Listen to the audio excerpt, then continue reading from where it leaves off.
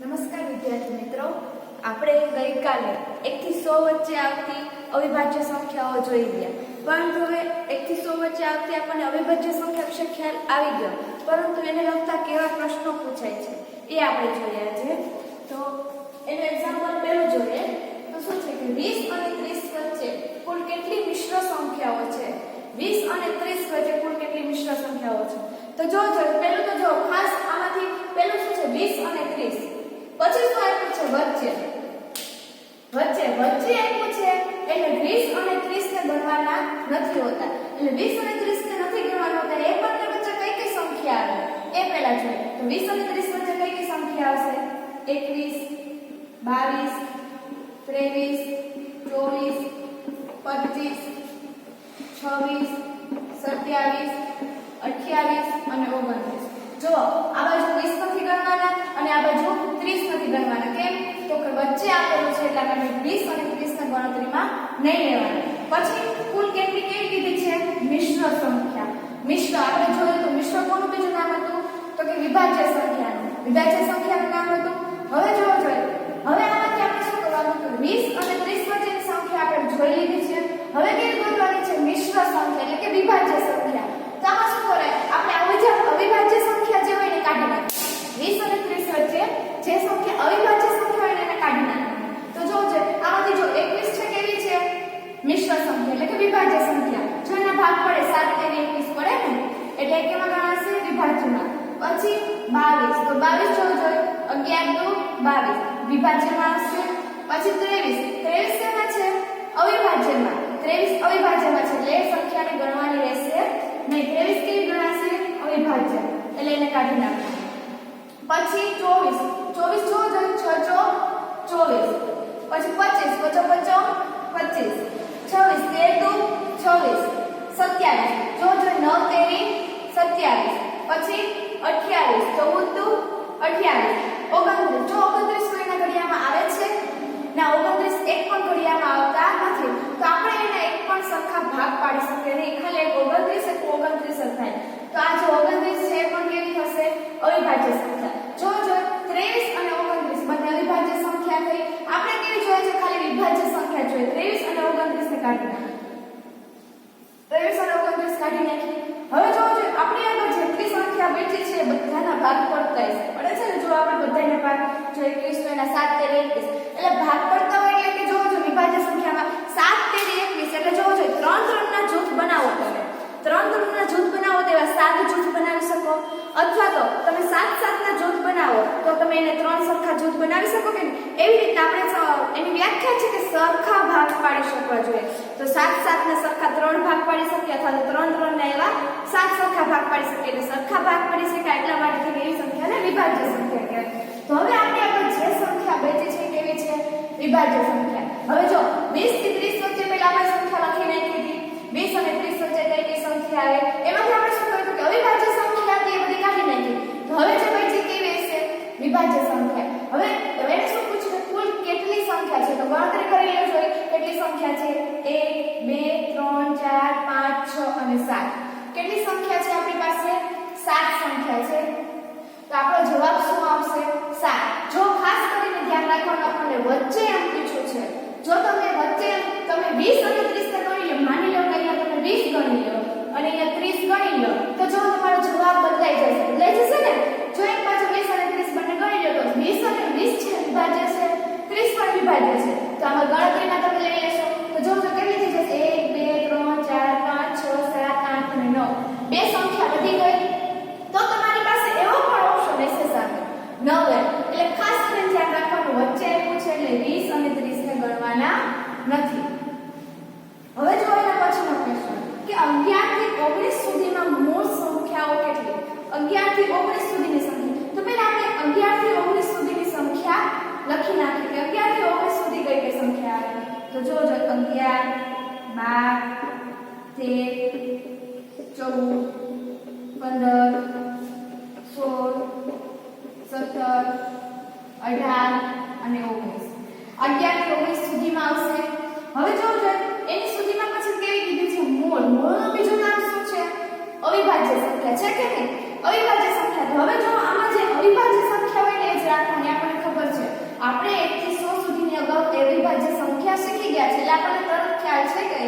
11 થી 20 સુધીમાં કઈ આવશે? સોરી 19 સુધીમાં.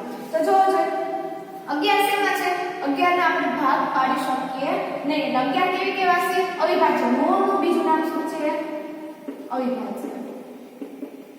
જેના આપણે સરખા ભાગ પાડી શકીએ નહીં. 12 તો શું થશે? 6 દુ 12 ભાગ પાડી શક્યા એટલે સંખ્યા આવશે નહીં. હવે જો ખાસ આપણે જોઈ ગયા કે એક બેકી સંખ્યા છે એ કોઈ પણ સંખ્યા અવિભાજ્ય સંખ્યા હશે નહીં. માત્ર ને માત્ર બે જેવી સંખ્યા છે બેકી હોવા છતાં પણ અવિભાજ્ય સંખ્યા છે. તો 1 થી 19 વચ્ચે એક પણ બેકી સંખ્યા નહીં આવે. તો તમારી દરેક બેકી સંખ્યા નીકળી ગઈ આના ઉપરથી. હવે જોઈ લો એકી સંખ્યામાં જો તમારે ચકાસણી કરવાની હોય જો 11 પછી 13 એના સિવાય કોઈ પણ ઘડિયામાં 13 આવશે નહીં. 13 નો ભાગ પાડી શકીએ નહીં. પછી 15 તો 15 જોવો જોઈએ 15 ના આપણે ભાગ પાડી શકીએ 3 5 15 આવે ને 3 ના ઘડિયામાં અથવા તો 5 ના ઘડિયામાં એના આપણે ભાગ પાડી શકીએ એટલે કે 3 3 ના સરખા 5 જૂથ બનાવી શક્યા અથવા તો 5 5 ના સરખા 3 જૂથ બનાવી શક્યા. એટલે 15 જે છે શેમાં આવશે? વિભાજ્યમાં. તો આપણે કેવી જોઈએ છે? અવિભાજ્ય એટલે એને કરવાના નથી. હવે જો કઈ કઈ સંખ્યા રહી? 11 13 17 અને 19. 17 ના ભાગમાં પાડી શકીએ 19 ના પણ ભાગમાં પાડી શકીએ. આપણે આગળ કોષ્ટકમાં જોઈ ગયા કે 11 થી 20 સુધી ત્યાં 11 13 17 અને 19. હવે જોવો જોઈએ આનો જવાબ શું આવશે? જો કેટલી સંખ્યા હતી? 1 2 3 અને 4. તો આનો જવાબ શું આવશે? 4. બરોબર. હવે જો ખાસ ધ્યાન રાખવાનું વચ્ચે કીધું છે તો છેલ્લા બે અંકને ગણવાના નથી અને જો સુધીમાં કીધું હોય તો છેલ્લા બે અંકને ગણવાના થશે. જો તમે આમાં પણ છેલ્લા બે તમને આગળ આપણે વચ્ચે જોઈ એવી જ રીતે આ ક્વેશ્ચનને સોલ્વ કરશો તો છેલ્લા બે અંક જો તમે ન ગણો 11 અને 19 એ બંને કાઢી નાખો તો તમારી પાસે માત્ર ને માત્ર બે જ રહ્યા 13 અને 17. તો જો તમારી પાસે એવો પણ જવાબ હશે. તો ખાસ કરીને તમારે ઓપ્શન ઉપરથી ગભરાવાનું નથી. ખાસ કરીને જોઈ લેવાનું ક્વેશ્ચન વ્યવસ્થિત સમજી લેવાનો પછી એને સોલ્વ કરવાનો. પહેલા બે વાર ક્વેશ્ચન વાંચી લેવાનું ક્વેશ્ચન સમજવાનું ક્વેશ્ચન શું કહેવા માંગે છે શું આપ્યું છે અને શું જોઈએ છે એ ખાસ કરીને ધ્યાન રાખી લેવાનું. એટલે આમાં વચ્ચે કીધું તો છેલ્લી બે સંખ્યા જે છે વચ્ચે કીધું તો ગણવાની નહીં અને સુધીમાં કીધું હોય તો છેલ્લી બે સંખ્યાને ગણતરીમાં લેવાની. આ છે ખાસ કરીને ધ્યાન રાખવું. એટલે માટે થઈને આનો જવાબ શું આવશે? 4. જો ગણતરીમાં ના લઈએ તો 2 આવે પરંતુ સુધીમાં કીધું છે એટલે ગણતરીમાં લેવામાં આવશે. હવે આપણે એક્ઝામ્પલ નંબર 3 જોઈએ. તો જો શું પૂછ્યું છે કે 2 3 5 7 11 અને 13 આ બધી સંખ્યા કઈ છે? જો આવી રીતે પ્રશ્ન પૂછેલો છે તો આમાં આપણે ઓપ્શન ઉપરથી જવાબ મેળવવાનો છે. દરેક વખતે આપણે જે ગણતરી કરીને જવાબ મેળવતા હતા આમાં આપણે ઓપ્શન આપેલા છે 4. નીચે 4 ઓપ્શન આપેલા છે એમાંથી કોઈ એક જવાબ જે છે એ આપણો સાચો હશે એમાંથી આપણે એક જવાબ મેળવવાનો છે. તો જો પહેલો શું ઓપ્શન છે? એકી સંખ્યા કે ઉપર જે સંખ્યા આપેલી છે શું કીધું? એ બધી સંખ્યા કઈ છે? તો એ બધી સંખ્યા કઈ છે? 2 3 5 7 11 અને 13. તો જો એ કેવી છે? એકી સંખ્યા. શું બધી સંખ્યા ઉપર આપેલી છે એકી સંખ્યા છે? આપણે ચકાસી લેવાનું. જો એમાં 3 5 7 11 અને 13 એ બધી એકી સંખ્યા છે પરંતુ બે શેમાં આવે છે? બેકી સંખ્યામાં. તો બધી સંખ્યા એકી સંખ્યા નથી. તો જો આપણે એ ઓપ્શન લઈ શકશું એકી સંખ્યા ના કારણ કે બે નીકળી જાય છે તો એ જવાબ આવશે નહીં. હવે પછીનો જોઈએ તો શું આપ્યું છે? બી બેકી સંખ્યા. તો આ જે બધી સંખ્યા ઉપર આપેલી છે બધી બેકી સંખ્યા છે.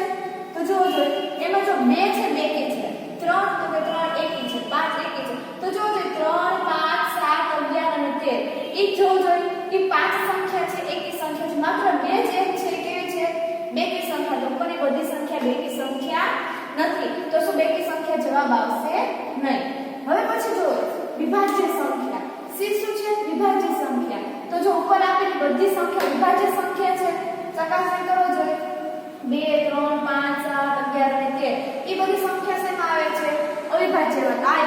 આમાંથી ઉપર આપેલી સંખ્યામાંથી એક પણ સંખ્યા વિભાજ્ય સંખ્યા નથી. તો બધી સંખ્યા ક્યાંથી હોય? તો વિભાજ્ય સંખ્યા જવાબ આવશે ના નહીં.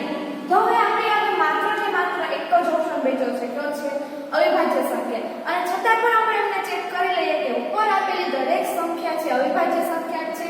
જો આપણે 1 થી આપણે 100 સુધીની જોઈ ગયા છે કોષ્ટક તમને એટલે જ કીધું હતું કે ખાસ કરીને તમારી બુકમાં નોટ કરી લેજો યાદ રાખી લેજો. કોષ્ટક તમારે કોષ્ટક ઉપર તમે અહીંયા ડાયરેક્ટ જવાબ આપી શકો છો. તો 2 3 5 7 11 અને 13 ના આપણે ભાગ પાડી શકતા નથી. શેમાં આવે છે? અવિભાજ્ય સંખ્યામાં. બધી સંખ્યા કેવી ગણાશે? અવિભાજ્ય સંખ્યા. તો જો જોઈએ આપણે જવાબ શું આવશે બી એટલે અવિભાજ્ય સંખ્યા ગણાશે. હવે પ્રશ્ન નંબર આપણે 4 જોઈએ. શું છે 3 5 7 11 અને 13 આ બધી સંખ્યા કઈ છે? તો જો ઉપરના જેવો જ પ્રશ્ન છે પણ એનાથી જરાક બદલાયેલો છે અને એને આપણે ઓપ્શન જોઈ લઈએ કે શું ઓપ્શન આપેલા છે. એમાં જે ઓપ્શન ઉપરથી જવાબ મેળવવાનો તો એવી જ રીતે આમાં ઓપ્શન ઉપરથી જવાબ મેળવવાનો છે.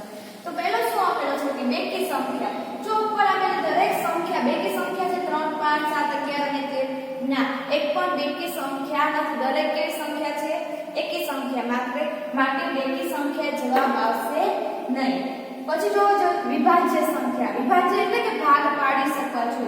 જો 3 5 7 અને 11 અને 13 એ છે કેવી છે? અવિભાજ્ય સંખ્યામાં દરેક સંખ્યા જો 3 5 7 11 અને 13 દરેક સંખ્યા છે અવિભાજ્ય સંખ્યામાં જ આવે છે. વિભાજ્ય સંખ્યામાં આમાંથી એક પણ સંખ્યા આવતી નથી એટલે માટે વિભાજ્ય સંખ્યા જવાબ આવશે નહીં. દરેક શેના આવે છે? અવિભાજ્ય સંખ્યામાં. એના પછી શું ઓપ્શન છે કે એકી અવિભાજ્ય. જો ઉપર આપેલી સંખ્યા જે છે એ જો પહેલું તો જો અવિભાજ્ય સંખ્યા ચકાસો અવિભાજ્ય સંખ્યા છે તો જો 3 5 7 11 અને 13 આ અવિભાજ્ય સંખ્યા તો છે પરંતુ કેવી? તો કે એકી અવિભાજ્ય છે. ચકાસો તો 3 5 7 11 અને 13 કેવી છે? એકી સંખ્યા. એટલે માટે થઈને જો આ બધી સંખ્યા કેવી કહેવાશે? એકી અવિભાજ્ય. માટે એકી અવિભાજ્ય સંખ્યા જવાબ આવશે. જો બેકી અવિભાજ્ય ઓપ્શન આપેલો છે પરંતુ ઉપર આપેલી દરેક સંખ્યા અવિભાજ્ય સંખ્યા છે. આપણે જોયું જો અવિભાજ્ય બંનેમાં આપેલું છે બંને અવિભાજ્ય સંખ્યા છે પરંતુ ઉપર આપેલી સંખ્યા બેકી સંખ્યા નથી. કેવી છે?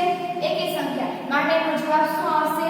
એકી અવિભાજ્ય. અને જોયું તમે આ બંને વચ્ચે શું કેટલો ફરક છે? ખાલી માત્ર ને માત્ર આ બેનો છે.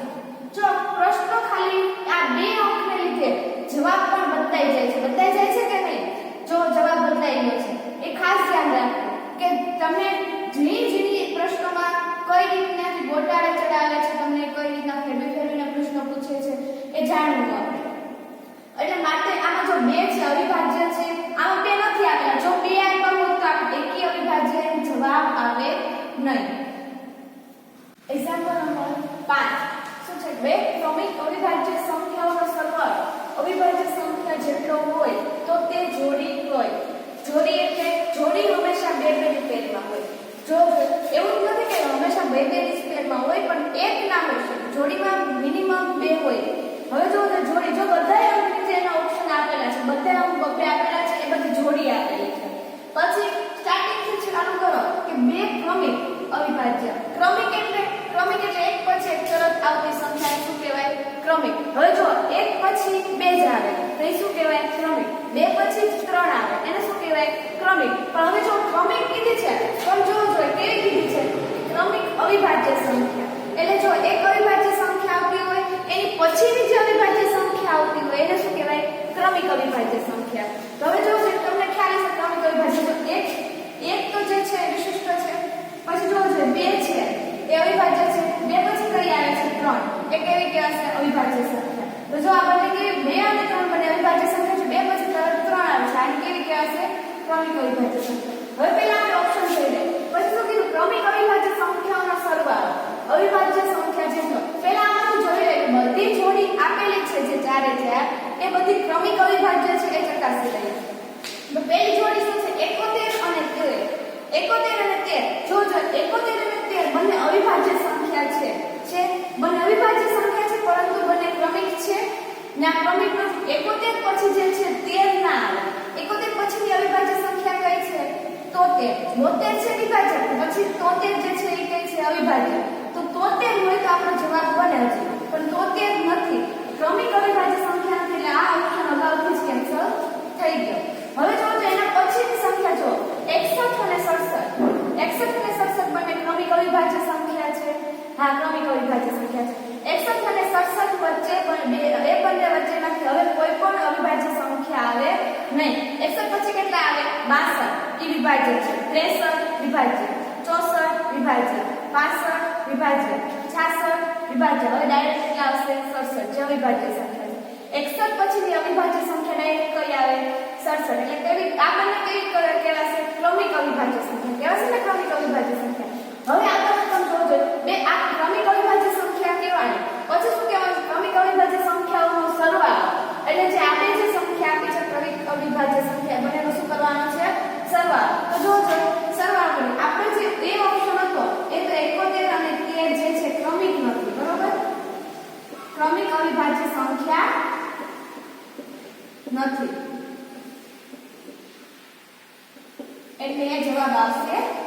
કેન્સલ.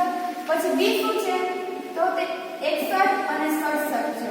હવે જો બંને ક્રમિક છે તે બંનેનો શું કરવાનો છે સરવાળો કરવાનો છે. તો 61 અને 67 નો સરવાળો કરો. 7 ને 1 8 6 ને 6 12 બંનેનો સરવાળો કેટલો આવ્યો 128 આવ્યો 128. પછી જો સરવાળો શું કીધું છે કે સંખ્યાઓનો સરવાળો અવિભાજ્ય સંખ્યા જેટલો કે જે સરવાળો કરીએ કેવો થવો જોઈએ અવિભાજ્ય સંખ્યા જેવો થવો જોઈએ. તો 128 છે કેવી સંખ્યા છે બેકી સંખ્યા છે એટલે શેમાં આવશે વિભાજ્યમાં. એટલે શું અવિભાજ્ય સંખ્યા થઈ સરવાળો અવિભાજ્ય જેવો નાનો થયો તો શું આ જવાબ આવશે નહીં આવે. એનું કારણ શું કે જો આપણને ક્રમિક અવિભાજ્ય સંખ્યા છે પરંતુ એનો જે સરવાળો જે છે એ અવિભાજ્ય સંખ્યા નથી. સરવાળો કેવો આવ્યો છે વિભાજ્ય સંખ્યા એટલે જવાબ આવશે નહીં. હવે સી ઓપ્શન ચેક કરીએ. સી ઓપ્શન શું છે 7 અને 11. 7 અને 11 પહેલા ચકાસી લઈએ કે બંને ક્રમિક અવિભાજ્ય સંખ્યા છે. તો 7 છે એ અવિભાજ્ય સંખ્યા છે અને 11 પણ અવિભાજ્ય સંખ્યા છે. પછી જોવો જોઈએ 7 પછી જો 8 આવે કેવી છે વિભાજ્ય. 9 વિભાજ્ય 10 વિભાજ્ય 11 અવિભાજ્ય. એટલે 7 પછી ડાયરેક્ટ 11 છે અવિભાજ્ય સંખ્યા આવે છે એટલે કેવી કહેવાશે ક્રમિક. પછી શું કરવાનું છે ક્રમિક અવિભાજ્ય સંખ્યાનો શું કરવાનો છે સરવાળો. તો 7 + 11 કેટલા થશે 7 ને 8 0 + 1 1 એટલે 11 + 7 કેટલા થશે 18.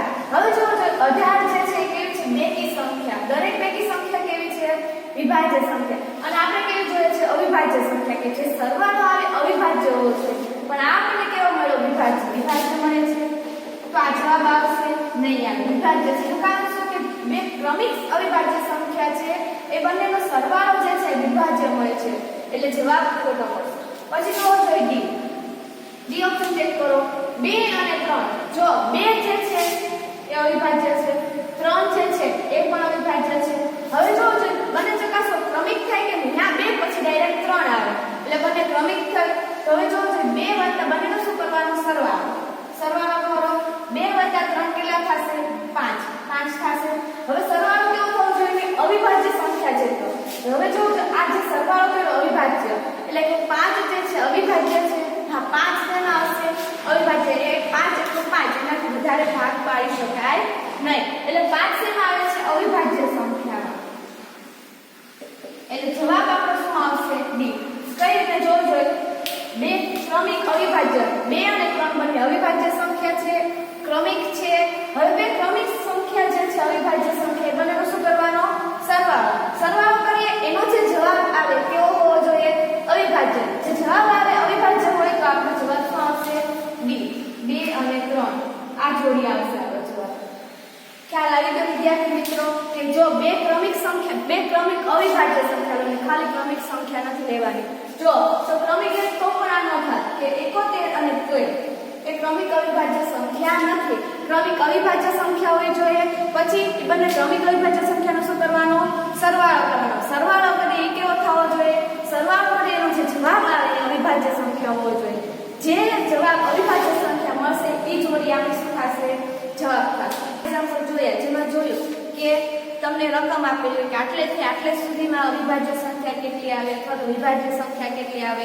બીજું કેવો પ્રશ્ન પૂછે કે આટલેથી આટલે સુધીમાં કેટલી વિભાજ્ય સંખ્યાઓ અવિભાજ્ય સંખ્યાઓ કેટલી આવે એ આપણે જોઈ ગયા. એને લગતા હું તમને બીજા ઉદાહરણ જે છે તમને PDF ફાઇલ બનાવીને તમને હોમવર્કમાં મોકલી આપીશ જે તમારે જાતે હવે એમના જવાબ લખવાના છે અને બીજા દિવસે તમને હોમવર્કના જવાબ પણ મોકલી આપીશ જે તમે જાતે ચકાસી લેજો. અસ્તુ જય